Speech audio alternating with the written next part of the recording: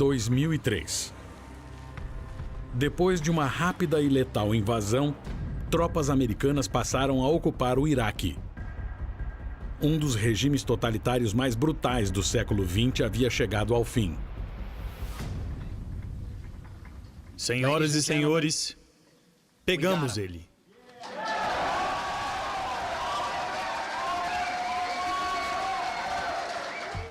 O ex-ditador do Iraque, Saddam Hussein, conhecido como Açougueiro de Bagdá, havia sido capturado pelas forças especiais do exército americano. Eles o acharam em uma fazenda perto da cidade de Tikrit, dentro de um buraco no chão de 2,5 metros. Foi uma noite e tanto. A base estava uma loucura. As pessoas estavam eletrizadas. E eu fiz parte da equipe que foi interrogar Saddam Hussein. Eu me lembro de pensar, meu Deus, é o Saddam, é realmente ele. Eu não estava acreditando. Ele era desconcertante. Eu estava esperando o açougueiro de Bagdá, mas conheci uma pessoa muito agradável, muito carismática. Mas, sinceramente, com o tempo, quanto mais eu conhecia Saddam, menos eu gostava dele. E cada vez mais eu via outro lado dele, que era um lado sórdido, desagradável e era um lado horrível, bem assustador. Saddam era implacável, brutal, era bem violento de todas as maneiras. Ele foi um dos líderes que mais matou de toda a história. E ele governava incólume. Mas mesmo assim, ele ainda foi capaz de inspirar a lealdade total do povo. Saddam Hussein comandou o Iraque com mãos de ferro por mais de 30 anos. Para manter o poder por tanto tempo, ele se utilizou do medo, da intimidação e da violência de uma forma que poucos ditadores haviam usado. Ele acreditava ser invencível, um soberano forte o suficiente para guerrear com outros países e vencer. Então, como Saddam atingiu o ápice do poder absoluto e perdeu tudo? Ditaduras tiveram um enorme impacto nos eventos do século passado. Esses ditadores acabaram aprendendo uns com os outros. Eles são diferentes, mas muitos usam as mesmas táticas. Eles usam o medo, A propaganda. Controlam as elites, Criam inimigos. incitam o culto à E usam a personalidade. violência. Essas são as táticas que ditadores utilizam para se manter no poder. Ditadores, o livro de regras. 28 de abril de 1937. Nos limites do deserto da Arábia, na região central do Iraque, Saddam Hussein nascia no seio de uma família de pastores pobres e sem terra. Ele nasceu em um casebre de barro, ou seja, sem piso, sem banheiro, sem água encanada, sem eletricidade, em um pequeno vilarejo chamado Al-Audia, que significa torto. É bem provável que boa parte da população do vilarejo seja descendente de tribos nômades. E a vida de um nômade beduíno é uma vida muito severa, cheia de códigos, de honra, de lealdade, de obrigação. A família é algo muito importante para eles. Mas a família de Saddam estava em crise. Poucos meses antes de nascer, o pai de Saddam desapareceu. E pouco tempo depois, o irmão de 13 anos veio a falecer. Saddam, de repente, era filho único de uma mãe solteira. Ele não teve uma figura paterna, e a figura paterna, nas famílias iraquianas, principalmente nas tribos, é uma figura muito importante. Os chefes de família são motivo de orgulho, prestígio e oferecem proteção. O jovem Saddam, órfão de pai, era ridicularizado e zombado pelas outras crianças do vilarejo. Ou ele se submetia ou lutava. E sem dúvida ele lutou. Saddam usou a sua única vantagem, sua altura e força, para revidar. Ele usava a violência desde muito cedo para, basicamente, comunicar às pessoas que ele é quem detinha todo o poder e o controle. É uma tática que Saddam revisitou durante sua vida e que se tornou o pilar de sua ditadura. O uso de violência é importante em qualquer ditadura. É como os ditadores ganham poder e mantêm o controle. Saddam aprendeu a usar a violência como ferramenta de várias maneiras. Ele a usava tanto como um meio de ameaçar a população de uma forma controlada, quanto de uma forma mais geral. Houve uma evolução no modo como Saddam Hussein utilizava a violência, e ela foi ficando cada vez mais excessiva com o tempo. Inclusive, eu até diria que foi ficando cada vez mais aleatória e imprevisível, mas é incontestável, ele se tornou um mestre no uso da violência. Em 1955, com 18 anos, Saddam passou a morar em Bagdá. Lá, sua personalidade violenta se chocou com a turbulenta vida política iraquiana da época. Ele encontrou a capital do país em polvorosa, com rumores de revolução. Ele cresceu em um período da história em que praticamente todo mundo estava falando sobre nacionalismo iraquiano, sobre a independência do Iraque, sobre a necessidade de o país se tornar autônomo. O Iraque foi construído sobre as ruínas da antiga Mesopotâmia, uma civilização que sobreviveu por mais de 5.000 anos. Mas na época de Saddam, o país só tinha 4 décadas como uma nação moderna. Estabelecido por potências ocidentais após a Primeira Guerra Mundial, o país era uma mistura volátil de muçulmanos, sunitas e xiitas, além de outras minorias religiosas e étnicas. E na prática, o Iraque estava sob o controle britânico desde 1920. O país era governado por uma monarquia sob o pretenso comando do rei Faisal II. A Grã-Bretanha controlava a política iraquiana e colhia quase todos os lucros da vasta riqueza em petróleo do país. Enquanto 80% do povo iraquiano ainda vivia na miséria extrema. Mas, cansados dessa influência externa, iraquianos como Saddam estavam determinados a retomar o controle do próprio país. Logo após se instalar em Bagdá, Saddam se afiliou ao Partido Baath, um novo movimento nacionalista revolucionário que estava comprometido em alcançar a independência iraquiana, à força, se necessário. Mas havia outro grupo insurgente no Iraque, um que se opunha firmemente à visão de nacionalismo iraquiano do Partido Baath. O Partido Comunista Iraquiano. O Partido Baath foi, na verdade, um jeito de tentar revidar contra a ideologia comunista que estava se espalhando no mundo árabe nas décadas de 30 e 40. Os comunistas e os baathistas entraram em uma competição para decidir quem controlaria o futuro do Iraque. O Partido Comunista era uma força poderosa. E eles eram os únicos arquinimigos dos que pensavam como Saddam Hussein na época. Saddam encontrou um jeito de ajudar a causa baathista, fazendo o que ele sabia fazer de melhor. Ele se tornou um capanga do partido e formou pequenas gangues a fim de intimidar oponentes comunistas. Ele passou a juventude enfrentando e lutando contra o Partido Comunista nas ruas e de várias maneiras diferentes. Saddam rapidamente se tornou conhecido entre as lideranças como um homem que não tinha medo de violência. Então, 1956 foi o ano em que as coisas aconteceram. As situações confluíram para que aquele jovem conseguisse o que ele realmente queria na vida, que era ser um militante, um combatente.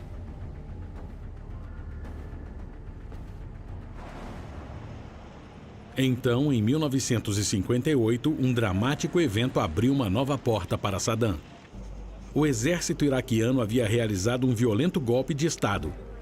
O rei Faisal II e sua família foram assassinados no Palácio Real. Um novo governo militar foi formado sob o comando do general Abd al-Karim Qassim. Parecia que o sonho de um Iraque independente iria finalmente acontecer. Saddam, como o resto dos filiados ao Partido Baath, deve ter aplaudido e saído às ruas para comemorar assim que soube da Revolução de 1958. Mas o Partido Baath quase que imediatamente foi arrastado para uma luta de poder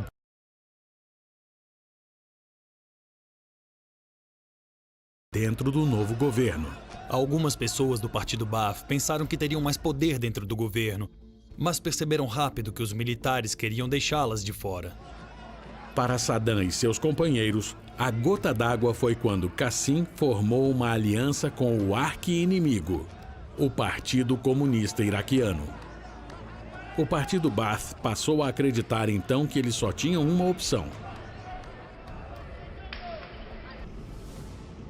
formar uma equipe para assassinar o general Qassim. Um dos primeiros a se voluntariar foi Saddam Hussein. A violência e a brutalidade nunca foram um problema para Saddam Hussein. Mas ele também era inteligente e sagaz. Ele sabia que era perfeito para o trabalho. Eu acho que Saddam viu o assassinato como um jeito de avançar no partido, um jeito de subir na hierarquia. Eu acho que Saddam sempre entendeu que ele poderia subir na vida se estivesse disposto a fazer as coisas que as outras pessoas não estão dispostas a fazer.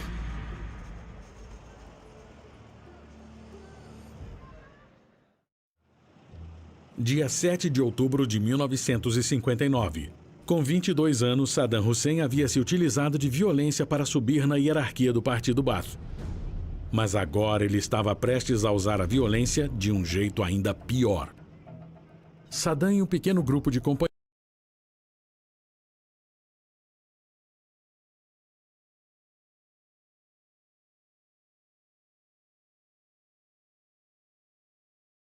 companheiros planejaram o assassinato do novo líder iraquiano, o general Qassim. Eles atacaram a carreata do general em plena luz do dia na avenida mais movimentada de Bagdá. Para Saddam, aquele foi um ponto crítico no seu caminho até o poder. Um momento que mais tarde ele usou para construir a sua imagem de herói e justificar a sua ditadura. A criação de um mito é uma estratégia muito comum usada por muitos ditadores porque eles querem aparentar que são mais heróicos, mais corajosos e melhores que uma pessoa comum. E no caso de Saddam Hussein, ele criou uma história para as pessoas acreditarem que ele era especial e que nasceu para ser o líder delas. Parte da mitologia criada por Saddam se baseou na participação dele no assassinato do general Qassim. Com o tempo, a história virou uma celebração do heroísmo de Saddam. E anos mais tarde foi até transformada em filme. Exibido nas TVs iraquianas, o filme mostra Saddam e seus companheiros em um ousado ataque à carreata presidencial.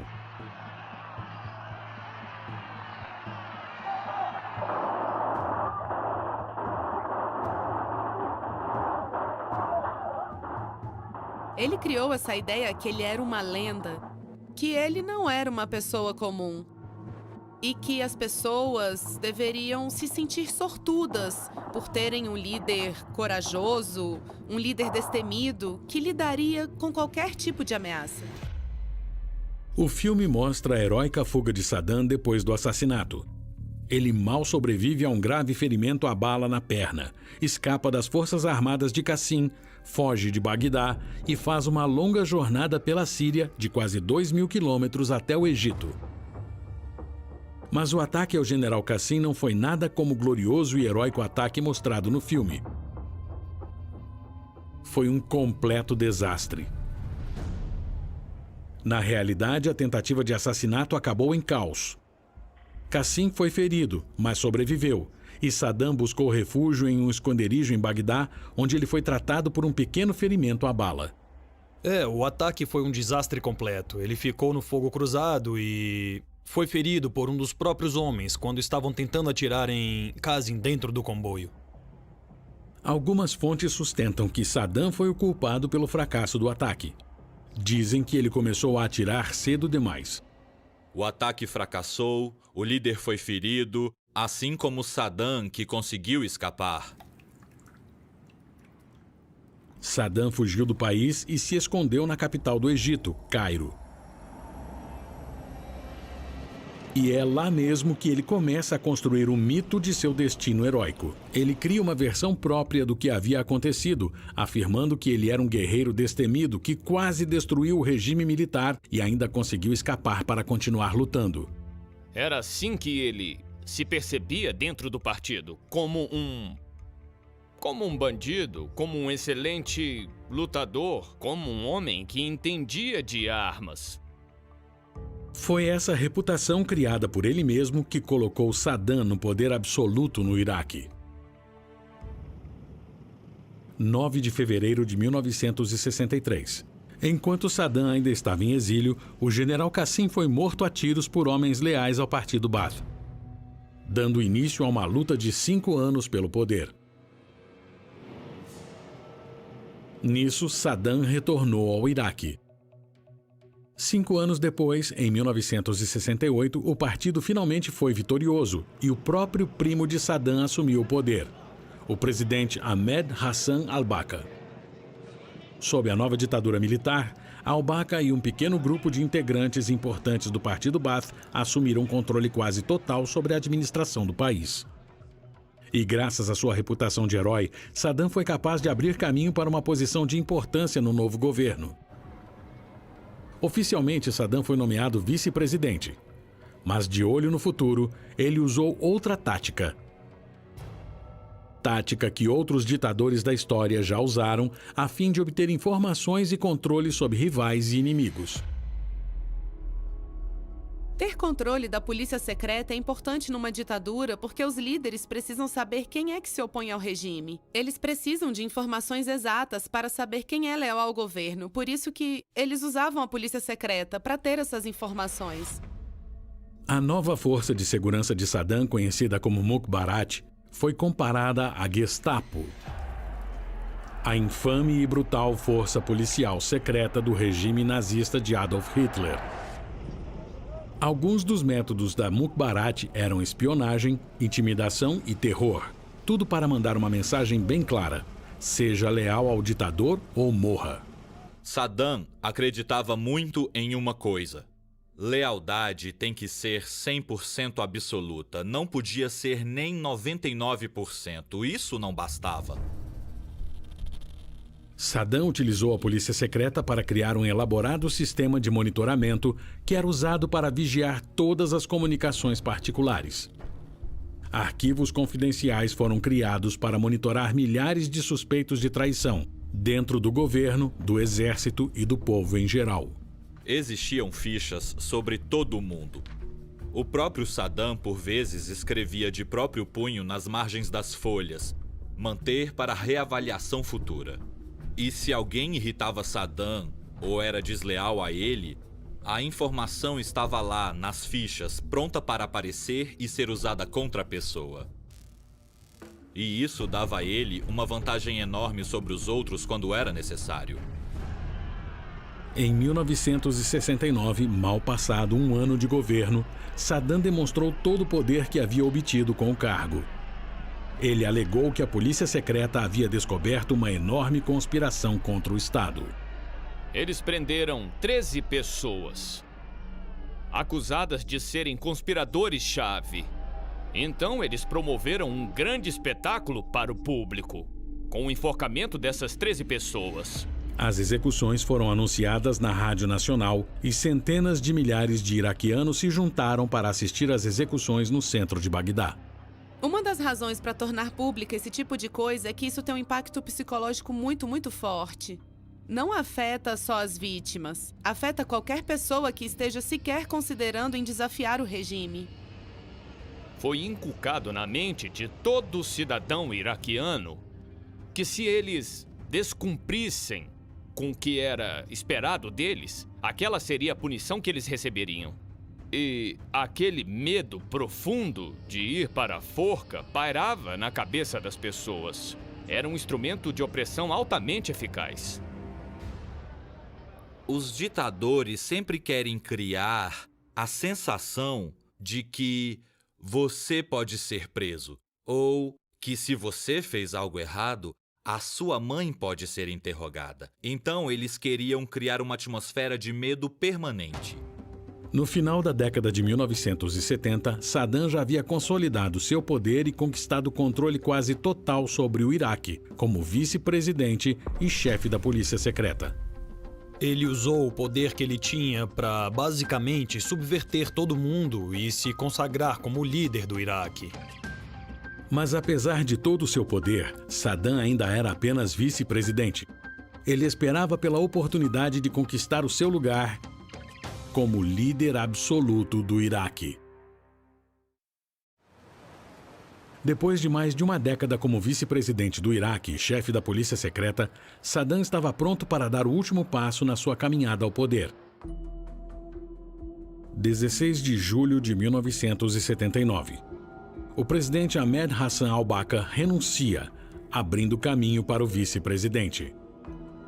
Com apenas 42 anos, Saddam Hussein era então o líder incontestável do Iraque.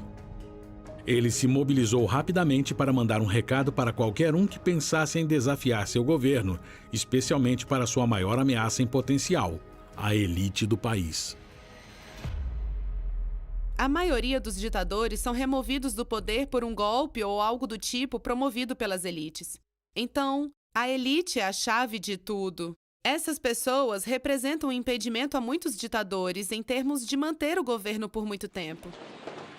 As elites são sempre a camada da população que oferece o maior risco para qualquer ditador. Então, no início, ditaduras são absurdamente repressivas, porque os líderes têm que descobrir quem não é leal, em quem eles não podem confiar e quem precisa assumir. Apenas 5 dias depois de assumir a presidência, Saddam convoca uma reunião com o Conselho do Comando Revolucionário, a elite do governo iraquiano. Saddam Hussein fez com que aquela reunião em particular fosse filmada em grandes detalhes. Citando informações que adquiriu por meio da polícia secreta, Saddam alega que havia descoberto uma conspiração para derrubar o seu novo governo. Descobrir que há traidores que conspiram contra você é doloroso. Vocês sabem como devemos tratar aqueles que nos traem? Sabem muito bem qual é a única opção para traidores. Uma espada afiada. Ele começou anunciando aos presentes que era muito doloroso para ele saber que havia pessoas conspirando contra ele, contra o país, e que essas pessoas eram traidoras.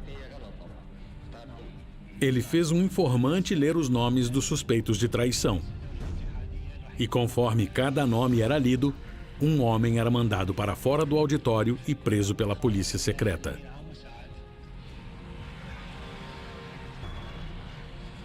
Eu acho que as pessoas se tocaram que nada era mais importante para ele do que a lealdade.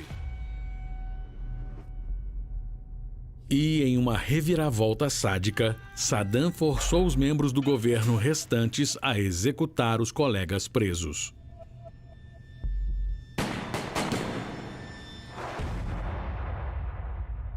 É possível perceber uma inteligência maquiavélica por trás disso. Ele fez com que os membros que sobraram participassem diretamente da ascensão dele à presidência. Eles eram cúmplices de assassinato, por isso estavam presos ao regime. Não havia escapatória. A filmagem da reunião circulou por todo o país. Ele mandou um recado óbvio de que se as pessoas não fossem leais, se elas não apoiassem Saddam incondicionalmente, seriam mortas.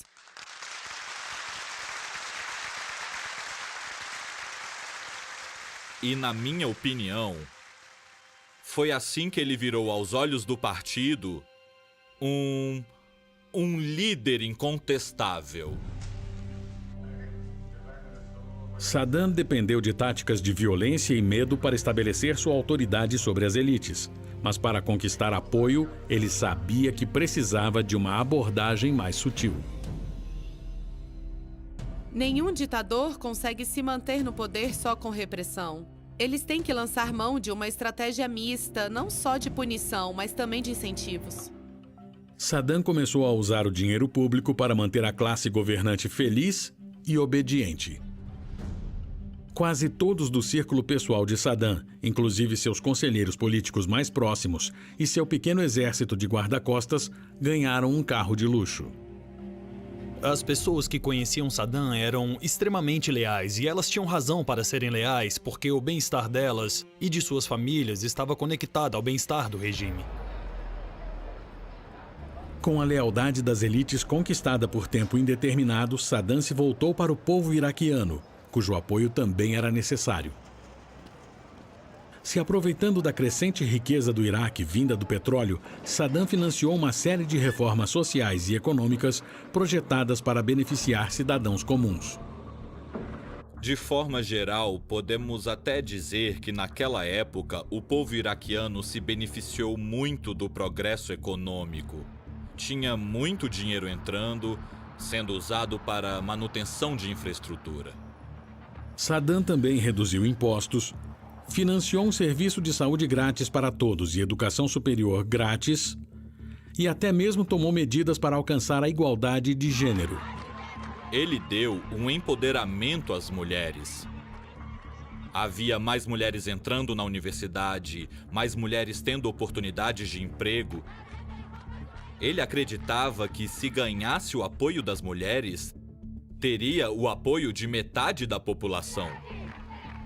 Acima de tudo, Saddam queria que a população visse a sua ditadura como catalisador de uma nação mais próspera e mais moderna.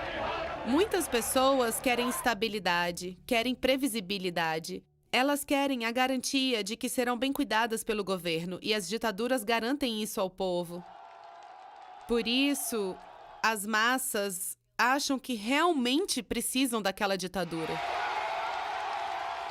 Com mãos de ferro, mas generosas, Saddam conquistou o controle tanto das elites iraquianas como do povo em geral. A ditadura dele parecia mais estável do que nunca. Mas em 1980, um novo perigo aparecia no horizonte e ameaçava diretamente o governo de Saddam. Uma recente revolução no Irã depôs a monarquia.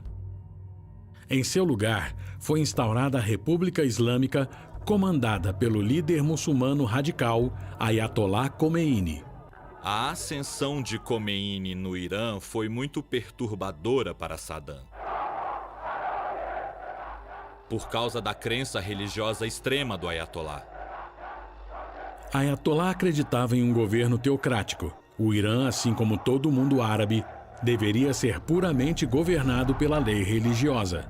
Khomeini clamou publicamente por uma revolução no Iraque.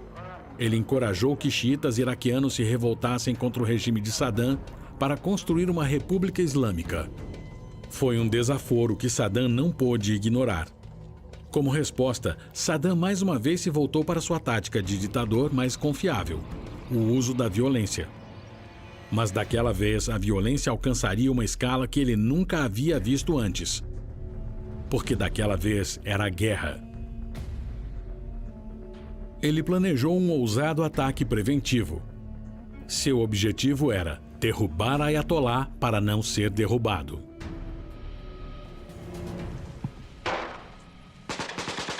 Em 22 de setembro de 1980, a invasão ao Irã começou. Saddam acreditava que a vitória viria em uma questão de dias. Mas a invasão não logrou sucessos imediatos e o conflito se tornou uma guerra de exaustão. Pelos próximos 8 anos, mais de 500 mil iraquianos viriam a morrer. Quase todas as famílias iraquianas sofreram perdas. Para Saddam, a escala avassaladora que a guerra com o Irã tomou enfraqueceu seu domínio absoluto no Iraque. Ele se viu frente ao pior pesadelo de qualquer ditador, uma rebelião. E ele retaliou do jeito mais brutal possível.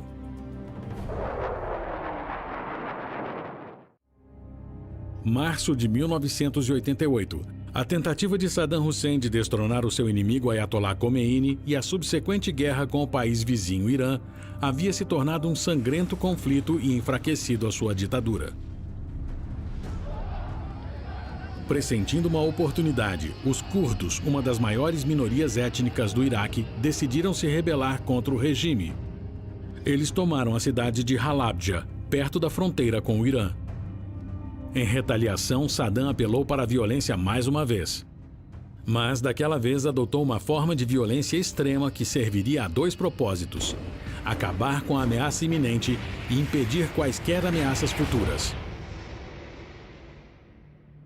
O terror na guerra é o uso indiscriminado e arbitrário de força que acaba incitando um profundo medo nas pessoas. Esse medo pode ser usado pelo ditador para alcançar seus objetivos. E o terror é o tipo de violência brutal e que as pessoas não conseguem superar, que deixa cicatrizes profundas nas mentes das pessoas.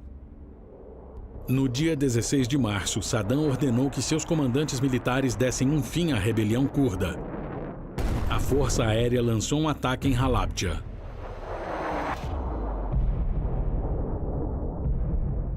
A criança curda iraquiana de 11 anos, Cameron Haydar, se escondia sozinho em um abrigo antibombas. Halabja tremia, com as explosões das bombas, com a gritaria, as pessoas correndo. Mas as bombas não eram convencionais. Elas estavam cheias de armas químicas. Homens, mulheres e crianças sucumbiram ao envenenamento por ácido cianídrico.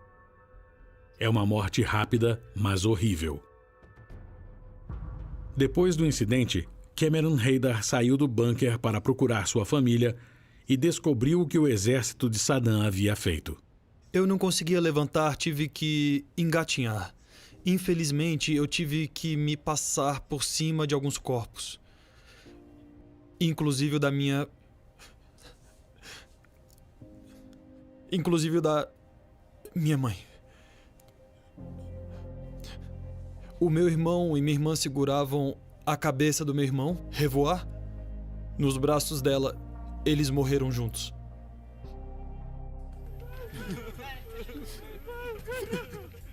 Ao todo, mais ou menos 5.000 iraquianos foram mortos.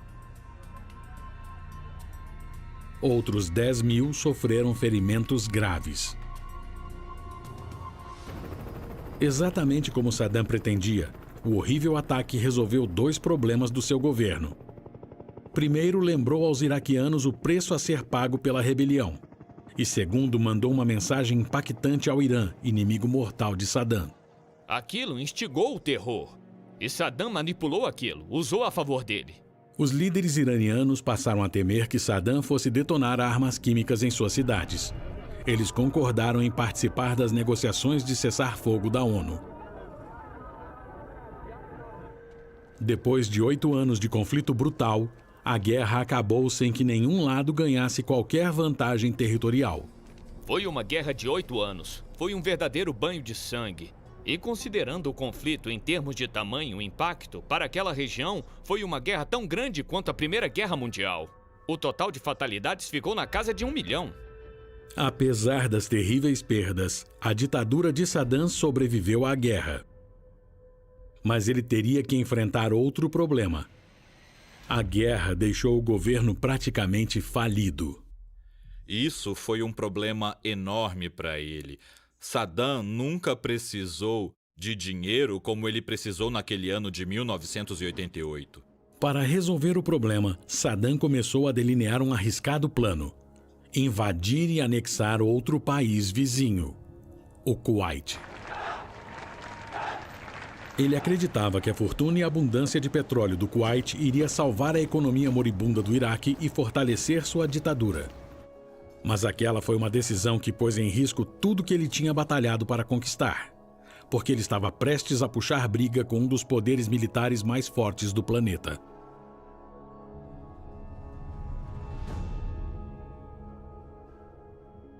A ânsia dele de demonstrar força dominava a forma que ele pensava o tempo todo. Isso sempre o levou a tomar decisões que, na verdade, eram contraproducentes. Dia 2 de agosto de 1990, o exército de Saddam invadiu o Kuwait. líderes do Ocidente avisaram que a invasão do Kuwait por Saddam poderia deflagrar uma guerra ainda maior no Oriente Médio, envolvendo países produtores de petróleo como a Arábia Saudita, e prejudicando quase que 50% da produção mundial de petróleo. A resposta à agressão de Saddam foi rápida e quase unânime. Não será permitido que nenhuma nação ataque seus vizinhos com violência. O presidente George H.W. Bush, com o total apoio das Nações Unidas, enviou uma força combatente enorme pelo mar, pelo ar e pela terra até o outro lado do mundo no Golfo Pérsico. As táticas de uso de força de Saddam sempre o serviram bem no Iraque. Mas para o resto do mundo, os ataques militares dele eram uma provocação perigosa. E Saddam estava prestes a enfrentar um oponente que não seria intimidado. Eu acho que ele era inteligente. Era uma sagacidade. Ele era sagaz nas ruas do Iraque. E isso só funciona nas ruas que você conhece. Ele não entendia o mundo muito bem. Tenho quase certeza que foi isso. Ele julgou mal o que os Estados Unidos seriam capazes de fazer. Saddam, volta e meia, não compreendia muito bem o Ocidente, os acontecimentos internacionais. E, claro, isso naquela época fez com que ele cometesse uma série de erros catastróficos. Em 16 de janeiro de 1991, a coalizão liderada pelos Estados Unidos iniciou a caçada a Saddam para puni-lo pelo ataque ao Kuwait. Foi dado início à Operação Tempestade no deserto. Pela primeira vez na história de sua ditadura, Saddam estava realmente vulnerável. Ele passou a morar em esconderijos, mudando de local todos os dias. Em questão de semanas, as forças da coalizão esmagaram o exército de Saddam.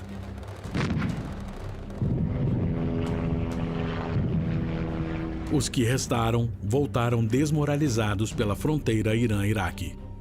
Como presidente, posso informá-los que os confrontos foram terminados. A guerra acabou.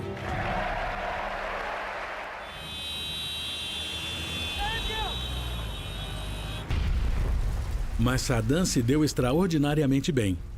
O exército que acabou com seus homens tinha ordens de libertar o Kuwait, não de derrotar a sua ditadura. As forças da coalizão se retiraram. E Saddam parou de se esconder. Saddam e sua ditadura sobreviveram, mas o futuro do governo estava por um fio. Quando eu mencionei o Kuwait, ele levou as mãos à cabeça, esfregou os olhos e disse: "Isso me dá dor de cabeça." E isso foi o mais perto que eu cheguei de conseguir uma confissão dele de que ele havia errado.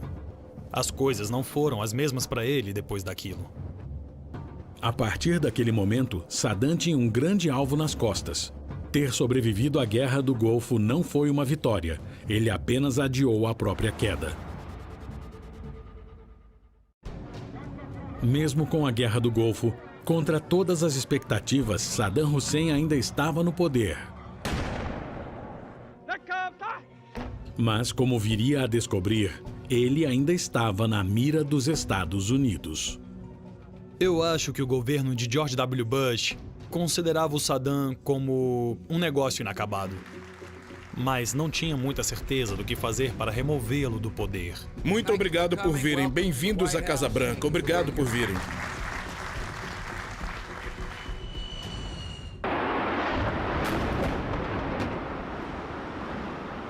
O 11 de setembro foi o estopim.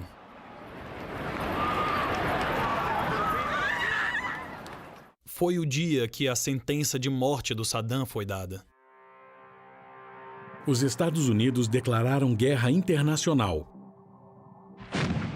Depois de passar pelo Afeganistão, eles começaram a mirar em Saddam. Para justificar a guerra, o governo Bush alegou que Saddam tinha armas de destruição em massa e que ele planejava usá-las contra os Estados Unidos e seus aliados. Eles exigiram que Saddam destruísse as armas ou o país seria invadido. Na verdade, Saddam não tinha armas de destruição em massa, mas seu instinto de não demonstrar fraqueza, presente desde a infância, o fizeram projetar uma imagem de força em vez de falar a verdade. Aos inspetores de armas das Nações Unidas, ele mentiu, ofuscou e, de forma geral, agiu como se realmente tivesse um arsenal de armas de destruição em massa. A fraqueza foi o X da questão. Essa foi uma das razões pela qual ele nunca declarou que não existiam armas de destruição em massa, porque isso seria demonstrar fraqueza perante o povo iraquiano e perante o mundo. Diante da protelação e arrogância de Saddam, o presidente Bush chegou à conclusão de que não adiantava mais negociar.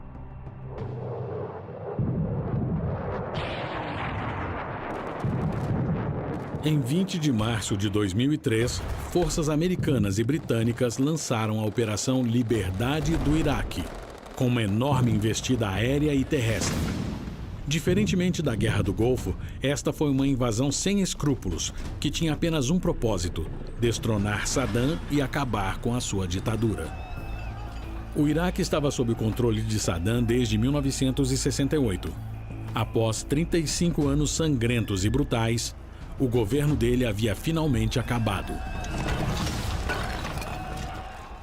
Mas mesmo diante de uma óbvia derrota, Saddam se recusou a se entregar. Mais uma vez, ele passou a viver em esconderijos. Ele tinha essa ideia muito forte de que ele tinha que ser o líder do Iraque, que ele pertencia ao Iraque e que ele ia sobreviver. Ele achava que os americanos iam acabar se cansando e que logo ele voltaria ao poder. Vai! Entra, entra! Mas Saddam, mais uma vez, não julgou bem seus inimigos. Uma força de ataque de elite foi ordenada a caçar Saddam Hussein. Os SEALs e a Força Delta Americana conduziram buscas de casa em casa, prendendo e interrogando antigos cúmplices de Saddam. O exército americano também ofereceu uma recompensa de 25 milhões de dólares por informações que levassem à sua captura. Mas ninguém sequer tentou conseguir a recompensa. Seja por medo ou por lealdade, alguns iraquianos ajudaram Saddam a se esconder.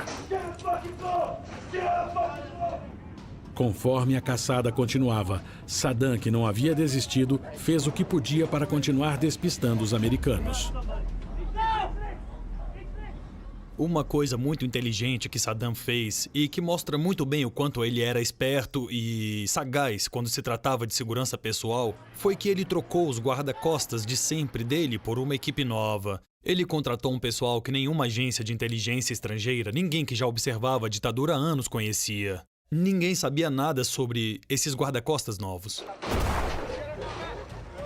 Depois de 9 meses de buscas, mais ou menos 600 operações contra possíveis esconderijos e mais de 300 interrogatórios, a força-tarefa fez uma grande descoberta.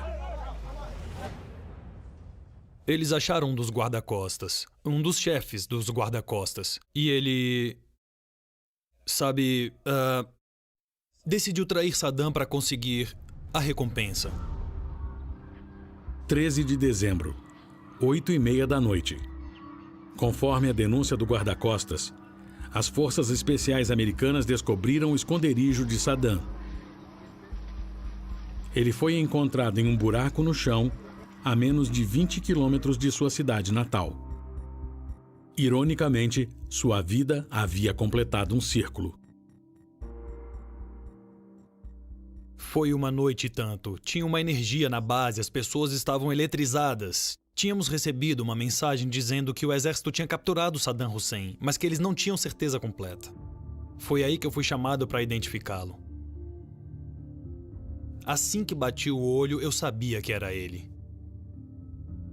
Mesmo sob uma escolta americana altamente armada, Saddam ainda acreditava que havia escapatória. Ele não demonstrou nenhum sinal de que a vida dele tinha virado de cabeça para baixo. Ele não parecia estar em pânico. Ele ainda passava a impressão de que ele era o presidente do Iraque. Acho que, no fundo, ele sempre teve esperança que os americanos fossem desistir e que ele conseguiria fazer um acordo.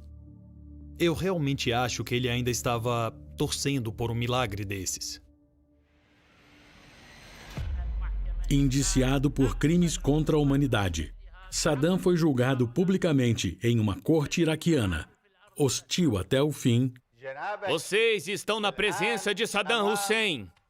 ele bradava contra a corte, mesmo tendo sido considerado culpado em todas as acusações e sentenciado à morte. Vocês me dizem, tirem ele daqui? Isso é uma vergonha. Removam ele da corte, por favor. Ele achava que seria lembrado com afeição. Ele achava que o povo iraquiano gostava dele, que sempre gostou dele e que as pessoas iriam perceber, principalmente após a morte dele, o quanto ele se sacrificou pelo povo. –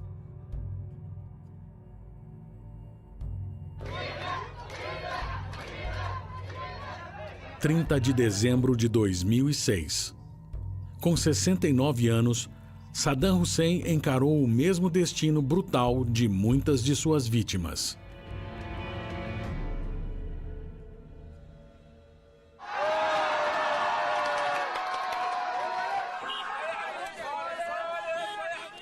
Pelo país, iraquianos cansados da guerra e das dificuldades celebraram a morte de Saddam. Saddam Hussein foi um ditador clássico. O uso indiscriminado de violência, terror e medo o ajudaram a criar uma das ditaduras mais longas de todo o século XX. Mas essas mesmas táticas o fizeram viver em uma realidade alternativa. Ele acreditava que era invencível, mesmo após o seu país ter sido invadido e seu governo destroçado. Ao Iraque sobrou reconstruir o país sob a ocupação americana em vigor. E ainda hoje, o país encontra dificuldades por causa de sua longa história de separação, violência e de ditadura. Não é possível fazer uma boa análise da atual conjuntura do Iraque sem perceber que o fantasma de Saddam ainda assombra o país. Ele está em todos os cantos. O legado dele ainda continua. Essa é uma das coisas impressionantes de uma ditadura. Nós sempre tentamos